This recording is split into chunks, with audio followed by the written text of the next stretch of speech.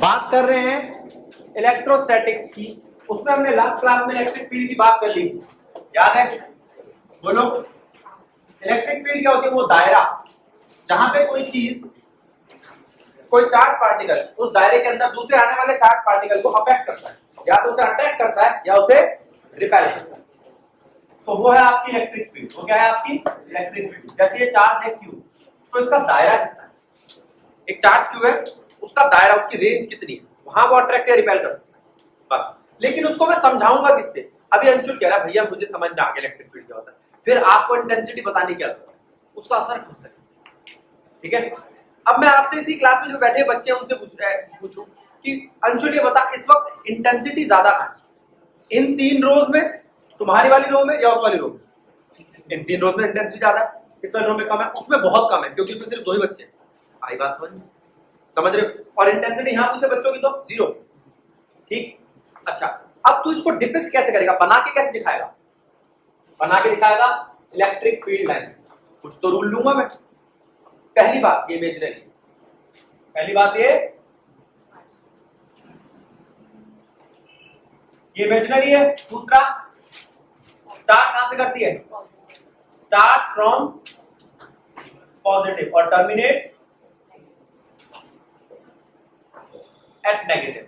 ये बात किसके समझ नहीं है? ये शुरू करती है जमा से और रुकती है घटा। हर्षित, बात ठीक है गलत है? पक्की बात है?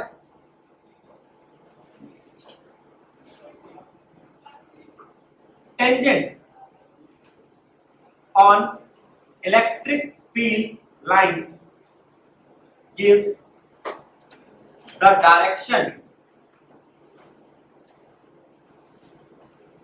of electric field। अगर मैं इस लाइन पर या इस कर्व पर एक टेंजेंट ड्रॉ करूं तो वो टेंजेंट मुझे क्या देगा? उस पॉइंट पर इलेक्ट्रिक फील्ड की डायरेक्शन, उस पॉइंट पर इलेक्ट्रिक फील्ड की डायरेक्शन। अब आप कहोगे तो सीधी लाइन है, टेंजेंट कैसे ड्रॉ करूं? तो ये इलेक्ट्रिक फील्ड की डायरेक्शन इसी के साथ साथ चल रही। अब जरा इसको देखना, ये देख रहे हो, ये एक इलेक्ट्रिक लाइन ऑफ फोर्स है। यहां पर कहां है इलेक्ट्रिक फील्ड की डायरेक्शन? यहां पर कहां है? यहां पर कहां है? अंशुल बात ठीक है गलत है? पक्की बात? चले आगे। तो टेंजेंट का मतलब समझ गया, टेंजेंशियल का मतलब समझ गया, इलेक्ट्रिक फील्ड कहां जा रही है समझ गया। आगे इलेक्ट्रिक फील्ड लाइन स्टार्ट करती है पॉजिटिव से, टर्मिनेट करती है नेगेटिव पर। ठीक है, अब चौथा point, two electric field lines never intersect each other. ये कभी एक दूसरे को काटती नहीं है। क्यों? काट के देख लेते हैं। हाँ, क्योंकि उसमें फिर एक इधर टेंजेंट बनेगा और एक इधर टेंजेंट बनेगा, विच इज नॉट पॉसिबल। अभी मैं कहूं बेटा तेरे को, क्या ये बात सही है या सेंटेंस सही है या ये पॉसिबल है? स्कूल घर चली जा, तू तेरे लिए कहां जाना ठीक नहीं बता। स्कूल के घर एक वक्त में दोनों जगह जा सकती है, एक पॉइंट से दो जगहों में जा सकते हो, तो एक पॉइंट से किसी एक चीज की दो लोकेशन हो सकती है, दो लोकस बनेंगे, दो डायरेक्शन बनेगी, नहीं तो ये बात गलत है। ठीक है, क्या है आपका? इलेक्ट्रिक फील्ड लाइंस कभी भी एक दूसरे को काटती नहीं है, कभी भी एक दूसरे को। और नेवर मेक्स अ लूप। हाँ जी बेटा बोल। नेवर मेक्स अ लूप, लेकिन वो लूप बना लेती थी मैग्नेटिक फील्ड लाइंस, ये लूप भी नहीं बनाती। ये अगर पॉजिटिव से स्टार्ट करेगी तो टर्मिनेट कहां करेगी? नेगेटिव पर। क्या ये नेगेटिव में जाए, पॉजिटिव में जाएगी? नहीं। और अगर ये नेगेटिव से नेगेटिव पे टर्मिनेट करती है तो ये क्या वहां से स्टार्ट करेगी? नहीं। तो इसका मतलब है कभी भी लूप नहीं बना सकती। ये ज्यादा से ज्यादा कर सकती है, पॉजिटिव से स्टार्ट करे, नेगेटिव पर जाए, बस, लूप नहीं बनेगा। ठीक है, और ये एक लेटरल प्रेशर अप्लाई करती है। लेटरल मतलब होता है लंबाई वाला, तो लंबाई पर प्रेशर लगाती है। इसका क्या मतलब है? क्या ये किसी लेंथ पर प्रेशर लगाती है? हाँ, वो लेंथ पर ये प्रेशर कैसे लगाती है उस पर ध्यान देंगे। ये कुछ इस तरीके से प्रेशर लगाती है। देखो, अगर मान लो यहां चार्ज है, ये ऐसा, पता चल रहा है कि कहां पर फील्ड लाइन ज्यादा है, यहां ज्यादा है, ऊपर जाते जाते प्रेशर क्या हो रहा है? कम हो रहा है। ठीक है, तो जैसे जैसे चार्ज से दूर जाएगी खुली हो जाएगी। या मैं आपको ये कहूं बताओ लेटरल प्रेशर कहां ज्यादा दिख रहा है?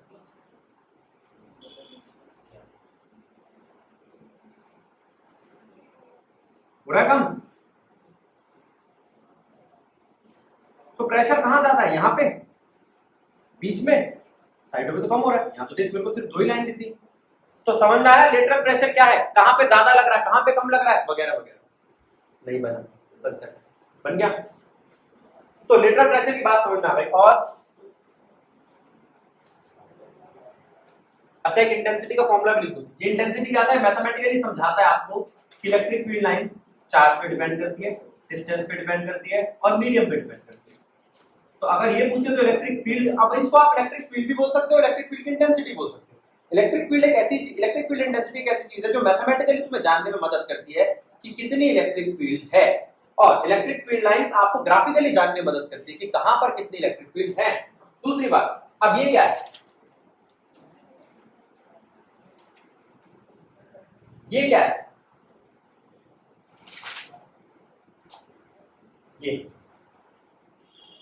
और ये क्या है, इसे बोलते हैं कांस्टेंट इलेक्ट्रिक फील्ड, इसे बोलते हैं वेरिएबल इलेक्ट्रिक फील्ड, और इसे कहते हैं नो इलेक्ट्रिक। क्यों? मैंने बनाई नहीं इसके अंदर कोई इलेक्ट्रिक फील्ड। यहां पर कितनी इलेक्ट्रिक फील्ड दिखाई दे रही है आपको? 0। यहां कितनी दिख रही है? बिल्कुल बराबर के गैप पर। वहां कितनी दिख रही है? कम ज्यादा कम ज्यादा कम ज्यादा। तो वेरिएबल है। बात ठीक है गलत है? ये बात समझ में आई? समझो इसको।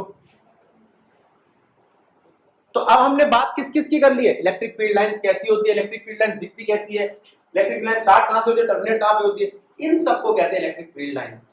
अब हम एक क्वेश्चन देखेंगे और आप बताओगे कि वो इलेक्ट्रिक फील्ड लाइंस कहां पर कैसी लग रही है। सर लेटरल प्रेशर होता क्या? वही लेंथ के साथ दबाव डालना। मैं भी एक और फिगर बनाता हूं, उसमें और समझ में आएगा। देखो लेंथ वाला, अगर तू उठती जाएगी इसके ऊपर चढ़ती जाएगी। अच्छा एक काम करो, आप ना किताबों का एक स्टक बनाओ, एक बुक, दूसरी बुक, तीसरी बुक, चौथी बुक, पांचवी बुक, छठी बुक, सातवीं बुक, 10वीं बुक। पहली वाली बुक कैसे निकलेगी? आसानी से। दूसरी में थोड़ा ज्यादा, और 8वीं में बहुत ज्यादा। तो दबाव कैसा है? लंबाई से, लेंथ वाइज। ठीक है? तो नीचे की तरफ कौन ज्यादा दबाव लगा रहा है? ग्रेविटी से। ऐसे ये भी दबाव लगाते हैं। ये कैसा दबाव है? इलेक्ट्रोस्टैटिक। इस वाले में ये कुछ ऐसा दबाव है कि यहां पर ज्यादा, कम कम कम कम कम कम कम, क्योंकि गैप देख इतना बड़ा गैप आ गया है ही कोई। बड़ी फिगर बनाने को मैं बड़ी बना दूंगा, तुम देखोगे गैप बढ़ता जा रहा है। जहां गैप ज्यादा वहां इलेक्ट्रिक फील्ड लाइंस कम, जहां इलेक्ट्रिक फील्ड लाइंस कम वहां पे इलेक्ट्रिक फील्ड कम है, इलेक्ट्रिक फील्ड कम वहां पर उससे लगने वाली फोर्स भी कम, इसलिए उससे उसकी फोर्स कम होगी तो उससे लगने वाला प्रेशर भी कम हो जाएगा। ठीक है? समझो।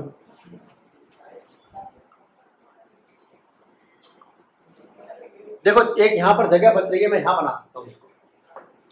ये देखो, ये पॉजिटिव, ये नेगेटिव। अब देखो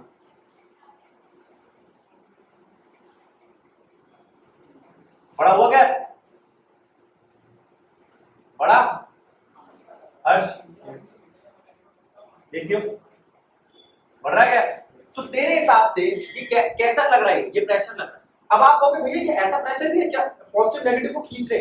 हाँ, ये भी चीज बता रहा है कि पॉजिटिव नेगेटिव को खींच रहे तभी तो ऐसा नहीं लग रहा कि किसी बुक को ऐसा करके दबा दिया हो।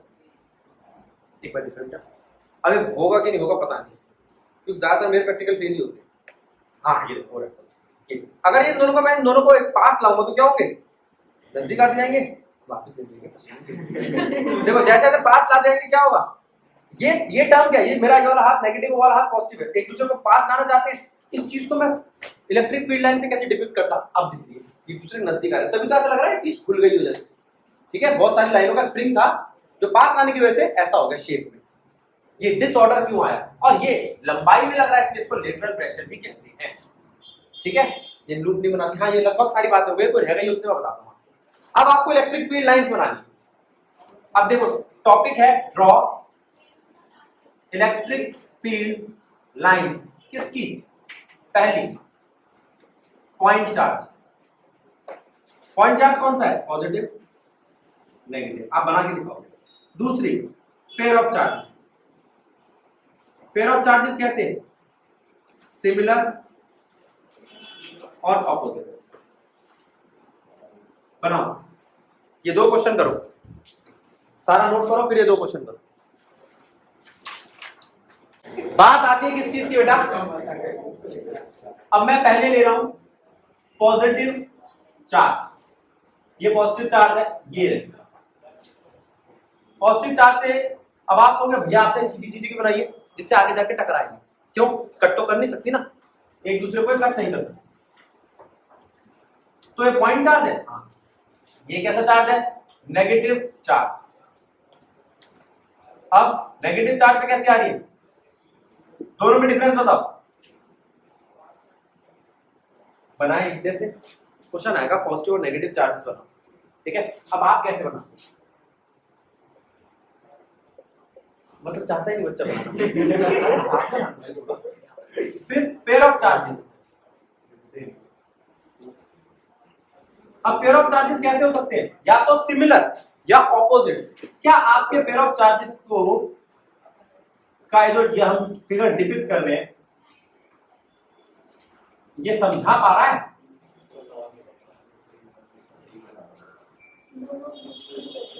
क्या कर रहे हैं? Very good. ये क्या कर रहे हैं? ऐसा ही नेगेटिव में बनेगा, बोलो। बिल्कुल सेम बनेगा, लेकिन अंदर की डायरेक्शन इनवर्ट हो जाएगी, बोलो। Yes sir. सही बात है, गलत बात है?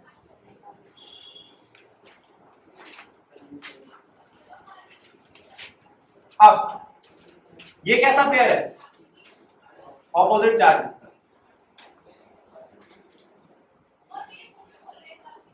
ये ठीक है, बोलो। पेयर ऑफ चार्जेस समझ में आ गया, सिमिलर चार्जेस समझ में आ गया।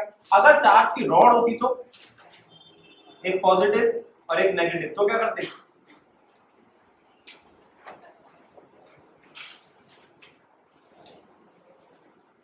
पॉजिटिव से जा रहा है नेगेटिव के अंदर, बोलो। ठीक है, बेटा सो तो नहीं गए हो ना? ठीक है। अब ये कैसी चार्जेस है? ये कैसी लाइन है? कांस्टेंट। ये कैसी है? ठीक है,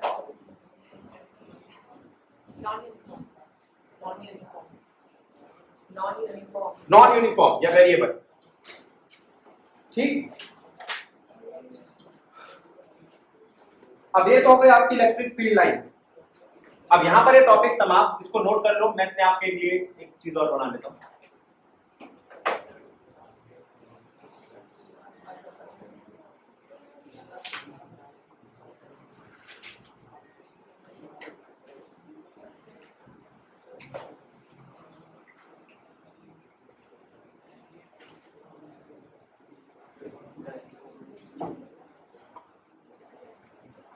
बोलो, क्या होता है डाइपोल? डाइपोल का मतलब जिसके 2 पोल हो, खत्म कहानी। क्या होता है इलेक्ट्रिक डाइपोल? जिसके 2 पोल हो लेकिन उन पे चार्ज भी।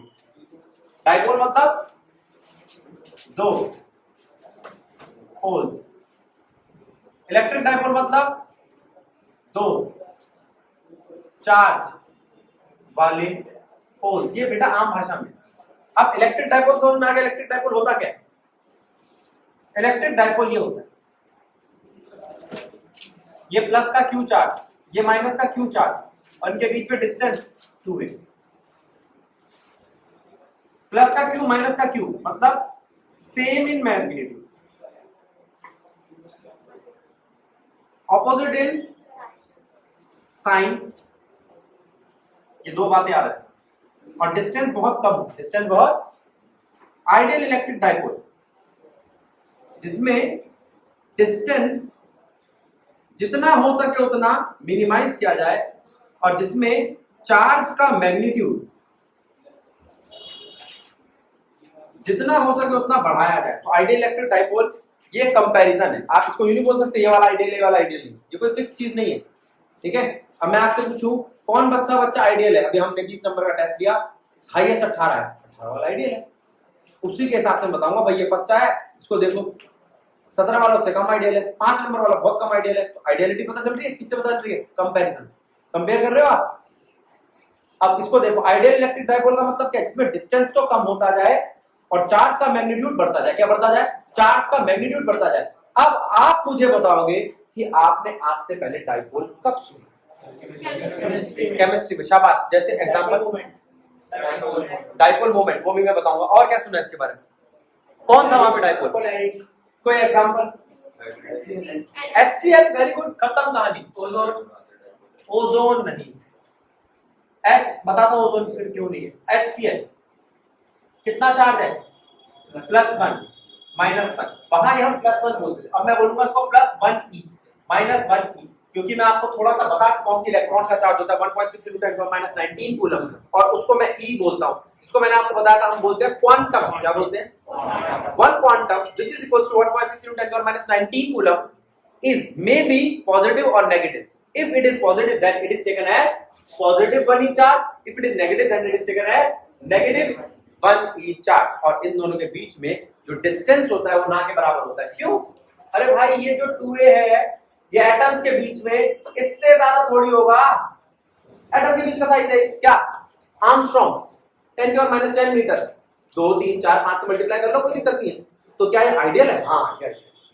अब इसने कहा कि नहीं भैया, मैं एक बात कहूं, मैं अगर चार्ज को डबल कर दूं तो, और इसका भी चार्ज डबल कर दूं तो वो इससे ज्यादा अच्छा डाइपोल है। हाँ। और 3 वाला और अच्छा है। हाँ। तो आइडियलिटी किससे बढ़ रही है? मैग्नीट्यूड से।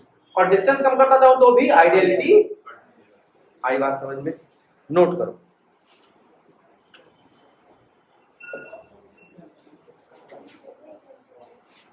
देखो, अब बारी आती है, ये अगर चार्ज है, देखो ये चार्ज है आपका HCl, positive Q negative Q, ठीक। तो इसका डाइपोल था, याद करो, था केमिस्ट्री में। दूसरा BeCl, पॉजिटिव 2 Q, एक नेगेटिव Q, एक नेगेटिव Q, एक इधर एक इधर, तो कैंसिल हो गए। तो पॉजिटिव 2Q और नेगेटिव 2Q कैंसिल हुए, इसका मतलब ये डायरेक्शनल भी है। समझ रहे हो? नहीं तो आप कह सकते हो भैया पॉजिटिव 2Q है क्या, नेगेटिव 2Q है क्या, बन गया डाइपोल। नहीं, ये डाइपोल कोसेंट्रिक हो गया, मतलब इसका नेगेटिव से इधर आ रहा है सेंटर, इधर इसका नेगेटिव से इधर आ रहा है सेंटर, ये कोसेंट्रिक हो गया, इसका असर खत्म हो गया। ठीक है, इस नेगेटिव का असर इस पे आ रहा है पॉजिटिव पे, इस नेगेटिव का असर इस पॉजिटिव पे आ रहा है, असर खत्म। और वो एक तरफा था, कट रहा था वो किसी से नहीं। ये बात समझ में आई? ये बात समझ में आई? अच्छा। तीसरा, अगर कोई क्या भैया BeCl की तरफ एक फोर्स लगा रहा है, इस Cl की तरफ भी लगा रहा है, इस Cl की तरफ भी लगा रहा है, एक डाइपोल ये है, एक डाइपोल ये है, एक डाइपोल ये है, अब बताना असर खत्म हुआ। तो हम क्या करेंगे, पहले इसका एक फोर्स बनाएंगे, ये F है। अच्छा, B और Cl सेम है, B और Cl सेम है, B और Cl सेम है, तो ये F और ये F सेम है और ये F भी सेम। अब मैं इसको क्या करूंगा, इसको उठा के इधर ले आता हूं। अब मैं आपको इसलिए समझा रहा हूं क्योंकि अभी थोड़ी देर पहले आप इलेक्ट्रोस्टैटिक फोर्स ऑफ अट्रैक्शन या रिपल्शन समझ के आ रहे हो। ये F, ये F और ये F, इनके बीच का एंगल देखना कितना है, एंगल कितना है। फॉर्मूला क्या बनेगा इसके रिजल्टेंट का,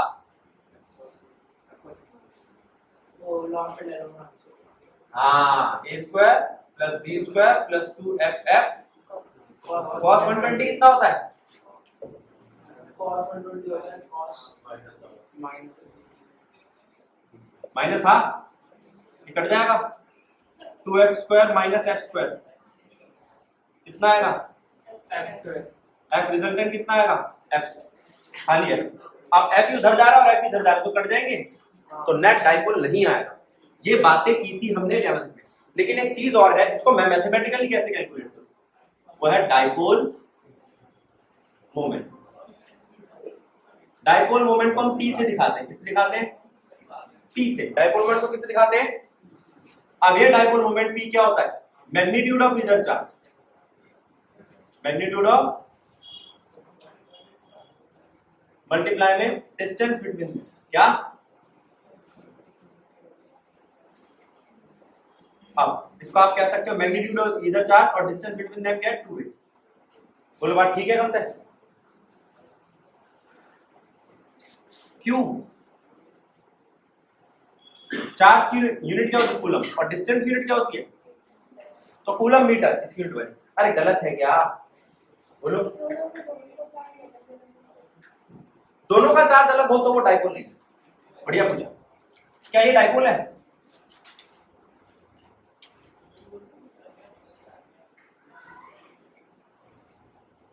it is not an example of dipole. ये डाइपोल ही नहीं है, कहानी खत्म। अब बोलो, आसान है। तो डाइपोल मोमेंट में कोई समस्या? डाइपोल मोमेंट समझ आया? T इक्वल्स टू होगा magnitude of either charge multiply by distance between them. ठीक है, ये फॉर्मूला समझ में आया? T equals to Q into 2A। खत्म, बोलो। चले आगे, चलो। अब मैंने आपसे डाइपोल मोमेंट पूछ लिया, अब मैं डाइपोल मोमेंट की पोजीशंस पूछूंगा। डाइपोल की, ये डाइपोल है, पॉजिटिव क्यू, थोड़ा इधर बना ले, पॉजिटिव क्यू, नेगेटिव क्यू। इसकी एक ऐसी पोजीशन है, ये है एक्सियल पोजीशन। कैसी है? और ये जो इस लाइन पर रहे इसे कहते हैं इक्वेटोरियल पोजीशन। कैसी पोजीशन है? अब मैं एक्सियल पोजीशन और इक्वेटोरियल पोजीशन पर इलेक्ट्रिक फील्ड कैसी होगी किसी डाइपोल के, उसकी बात करूं। पहले इन सबको नोट करो।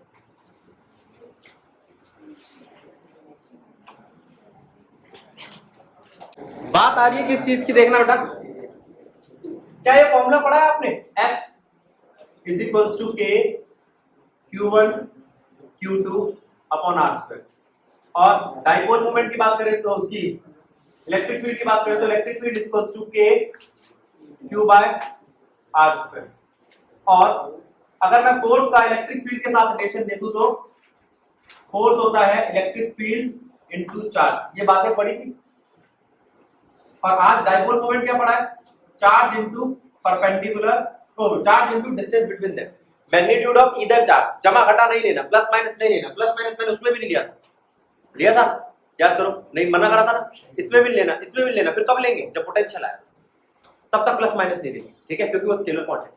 अब क्या ये भी, हाँ ये वेक्टर क्वांटिटी, ये सब वेक्टर क्वांटिटीज है, याद रखना। ठीक, अब ये तो बातें चल गई पता। अब मैं आपसे बात कर रहा हूं इलेक्ट्रिक फील्ड फाइंड करो। Determine electric field due to electric dipole. कहां? पहला, एट एक्सियल पोजीशन। कहां पे? बोलो। उसकी एक्सियल पोजीशन पर पता लगाओ। अब एक्सियल पोजीशन कहां है? इधर मार्क करते हैं।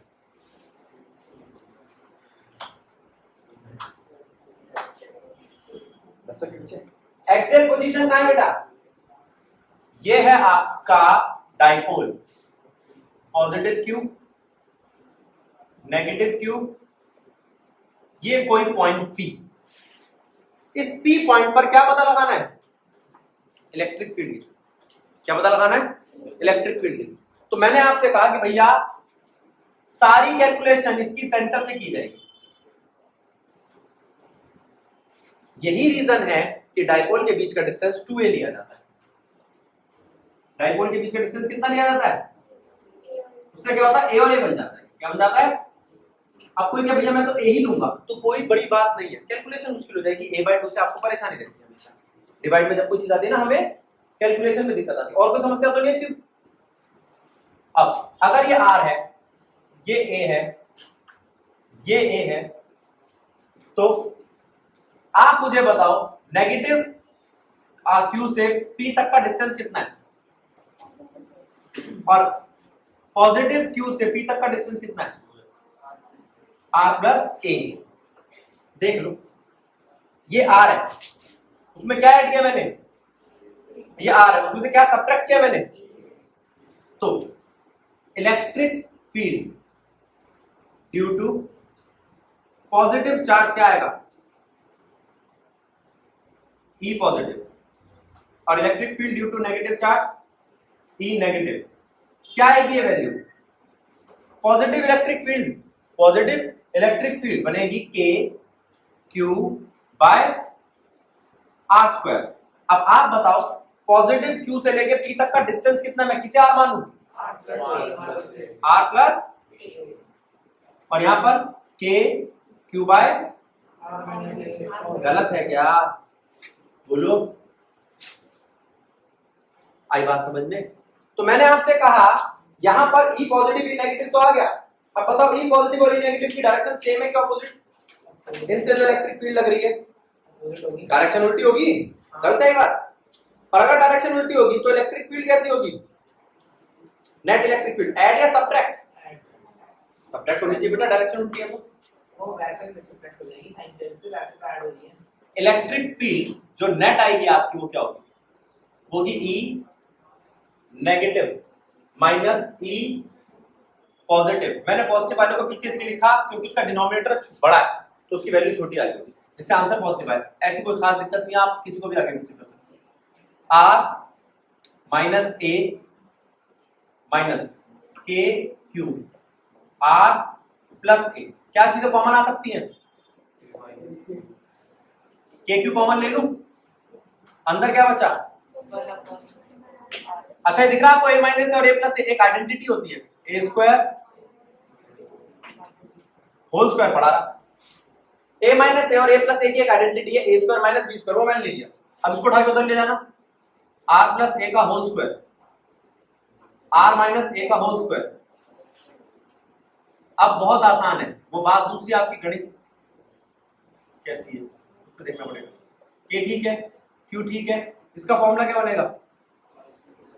A square plus B square plus 2AB minus A square plus B square minus 2AB।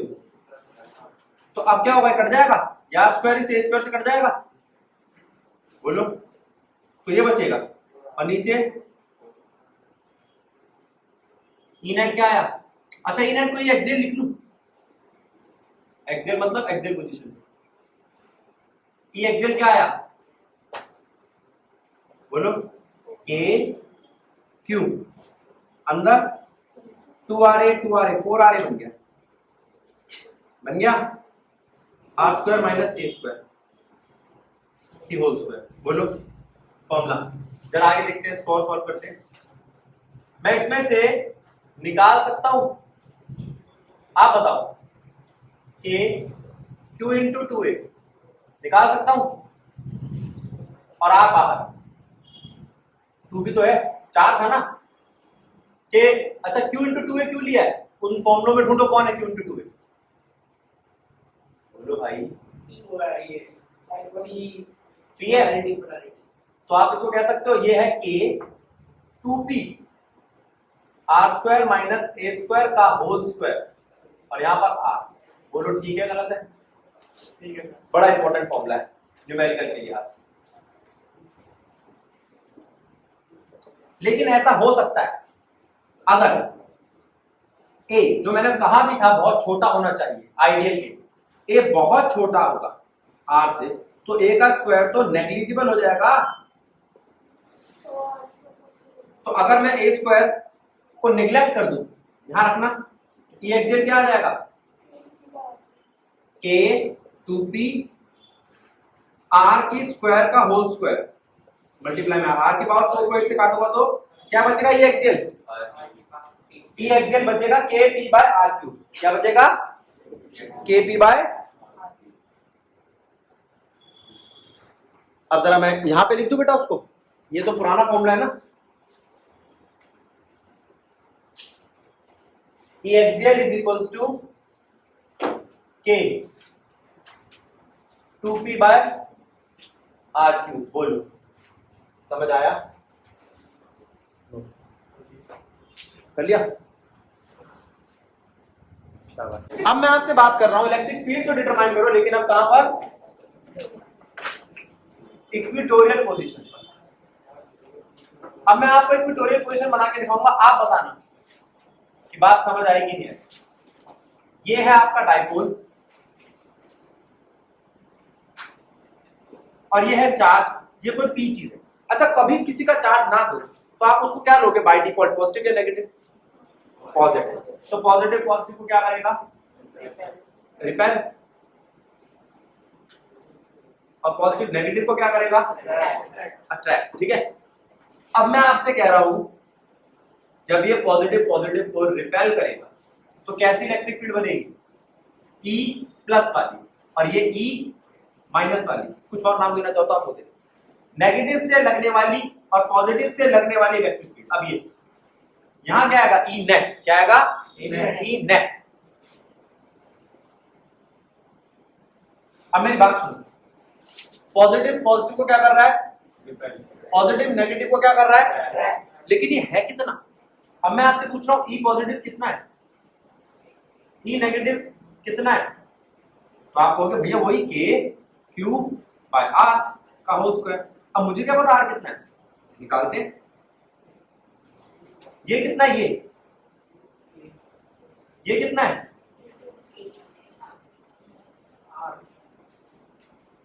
ये कितना है?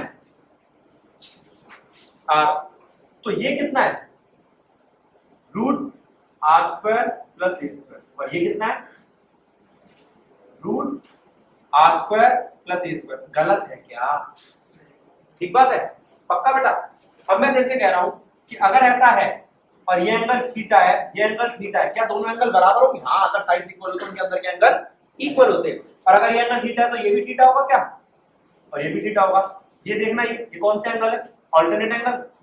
और ये कौन सा एंगल है? Corresponding angle. बोलो बात ठीक है गलत है? तो आप कह सकते हो कि भैया अगर ये ई प्लस है तो ये क्या होगा?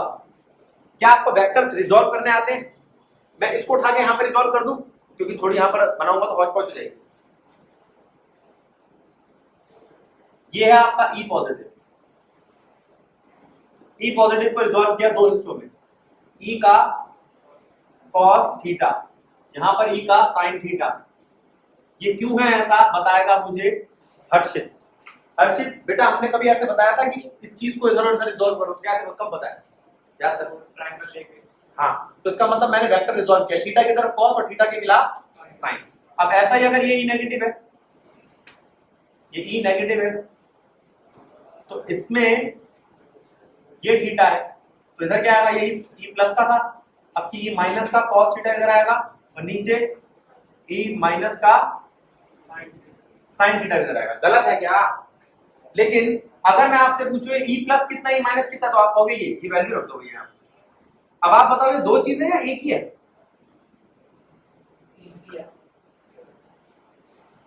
ये है क्या? तो ई है, और ये भी ई है, सेम नहीं है? और अगर ये सेम है तो जरा इधर आना, साइन कंपोनेंट इक्वल और अपोजिट है, कट देंगे। और ये दोनों सेम है तो इनको एक साथ करो। ई नेट कितना आएगा? 2e cos theta. गलत है क्या? क्यों आया 2e cos थीटा? अब गुड़िया कह रही है कि नहीं भैया आपको ये लिखना चाहिए, एक e माइनस का cos theta plus e plus का cos थीटा। अरे मैं कह रहा हूं बेटा दोनों इक्वल है, तो मैं क्यों लिखूं? मैं 2e cos थीटा सीधा ना लिख दूं? अब आप बताओगे इसको इक्विटोरियल के लिए क्यों लिख दूं? अब आप बताओगे e है क्या? कहीं के पी के Q by under root R square plus A square का। अब जरा यहां से आप मुझे बताओ cos थीटा क्या निकल कर आना चाहिए? इस ट्राइंगल में cos थीटा क्या है? cos थीटा बेस का है, बेस। बेस अपॉन में हाइपोटेनस, बेस अपॉन में हाइपोटेनस। हाइपोटेनस क्या है? R square plus. भाई गलत है क्या? रखना है cos थीटा को यहां पे।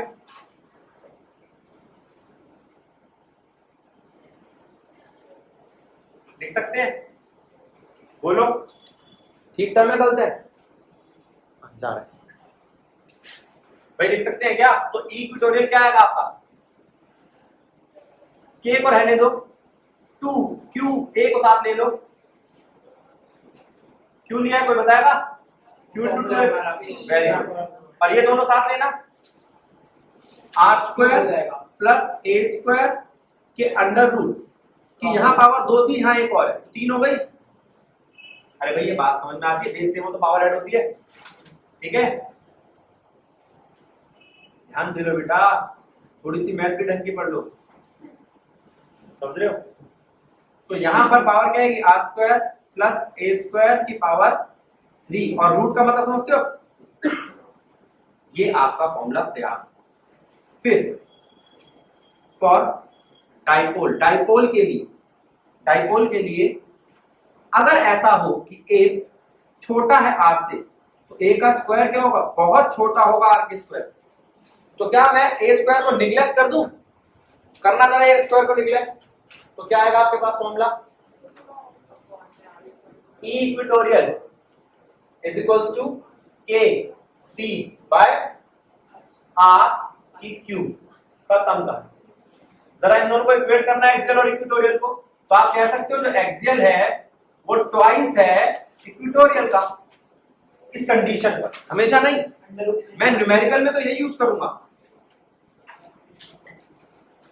आई बात समझ में, नोट डाउन करो उसको जल्दी। में r क्यूब के ऊपर मुझे लगेगा स्क्वायर रूट